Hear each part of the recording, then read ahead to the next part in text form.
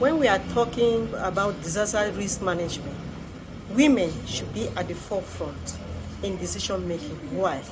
Because women are involved in all the aspects concerning disaster.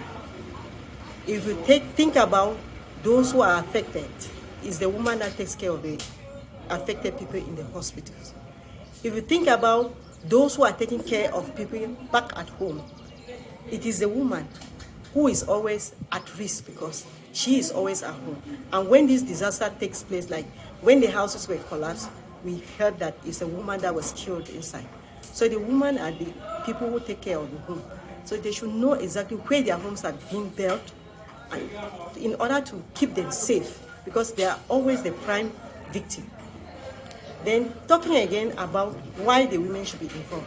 They are also involved when we go to agriculture. The backbone of agriculture is women. They are the ones who are concerned with the farming, where they using the land.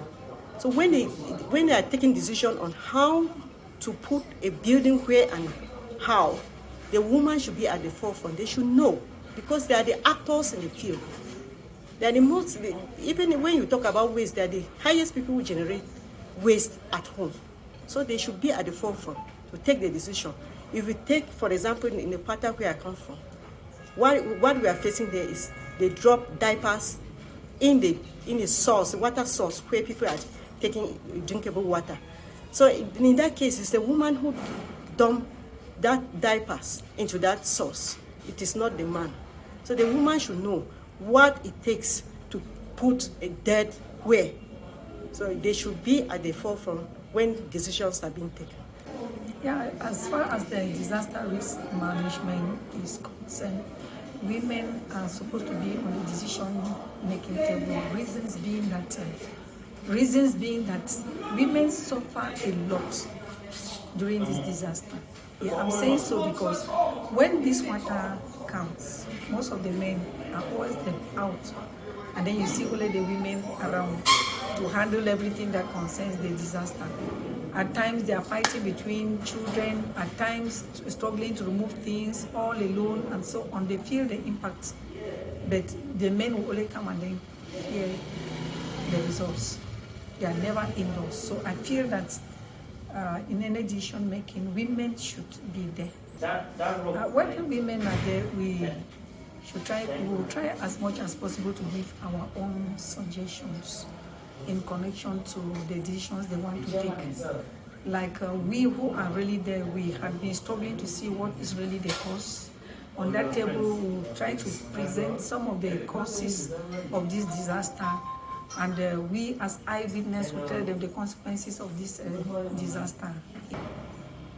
Yeah, I think it's important for a woman to be part of the decision making in the course of managing the disaster like the one we're experiencing at Below Function now, because the woman, first of all, is a home manager. And when it comes about the environment, she's always there practically. Whether it is happening, like for instance, we had water issues at Below Function. At times in the evening, in the days, at any moment, it's a woman that is there to see the direction from where it's coming from. So, like for men, they will hardly be there. And when it comes to making decisions on how to manage it, I think women should have something to say, because they may actually make a description of how it comes, how it happens, and from how it is happening, we may be able to come up with a solution.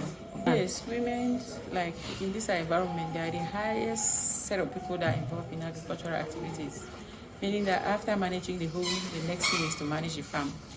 Let me take, for example, around Below Function, we have our swamps where around this time we are cultivating our vegetable, our corn, and other things.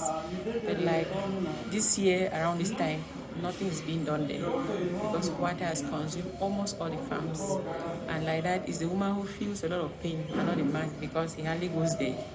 After, when it comes to enjoying the fresh corn, he enjoys, but he doesn't know the pain that the women takes to let the corn be available. And maybe some of us will cultivate. In the course of feeding the family, you can sell some and have a little franc for one thing or the other. At least it has rendered women idling, and secondly, economically, they are poor. I think a woman from the origin, even at the biblical level, you see that when it comes to women, whenever issues are there, men may take it lightly because they don't feel the impact. But I think the presence of a woman, and maybe with a child there already, it may start ringing on people's ears that there's something serious behind. Women in our African context, they used to see them like people who don't have the power or the upper mind to say something when they are talking, let's say, issues in the table. So now with the coming of these international bodies, organization, NGOs, they have really helped women to understand that they have the upper hand to discuss things, take decision in matters of disasters, disaster management. So when you look at some instances, like in some families, women are like, they are the breadwinners of the family. Women are the one putting food on the table. The man is just there. Is that woman not having a right to say something when it comes to like children? Don't have a right to say something when it comes to like management of finance. So when we look at from that aspect now, we see that women have to take decision when it comes to disaster management. So I advise parents to do what? Educate their children so that when they grow up, they'll be able to take decision when it concerns women. So when it concerns women, so that women should also stand out and speak, because they have to hear the voice of a woman when it comes to safety. Because women pay a lot. Women are always victims of trafficking. They are always victims of child violation, human rights violation, gender-based violence. Only women they usually face those type of things. So they are the only people that they feel the pains, and they are the one that they can stand out and speak. Because when you are speaking something out of experience, when you are speaking something out of the pains that you already passed through, at least you express your mind the way that it can be really be understood than somebody that will just come and hear. So like a man come and listen to you and come and saying, talking on your own behalf. Women are all right. You see, in a home, the mother is there. She's the one taking care of the children, the husband, and every other thing. The way God has created them, they have this gift of always making things work.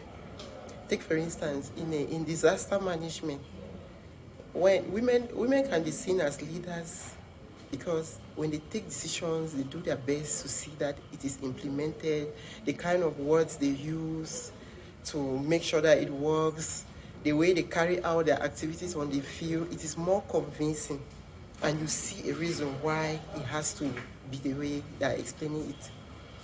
Women also help at the level of recovery during disaster management. You see them, they are always there, they are at the front line. When something happens, they are there carrying out activities like managing the risk, providing health care, sometimes even preparing food to give to those that are unable to have food to eat. So I think women should really be on this on the decision-making table, because they are all around. At the level of preparedness, women have been wired in the way that they are always prepared for everything. Whether if it has to do with attending to issues that are not very comfortable, but they will always have that strength to do it. Sometimes I call myself that I'm a shock absorber, because sometimes when something happens, and I need to think very fast to see what I can do to make sure that it doesn't get to a certain situation. So with that level of preparedness, women are best at creating awareness, introducing good policies that can help to help at certain levels, and they are physically there doing their work. Yes, they don't only sit and talk, but they actually take part in the implementation of the decisions that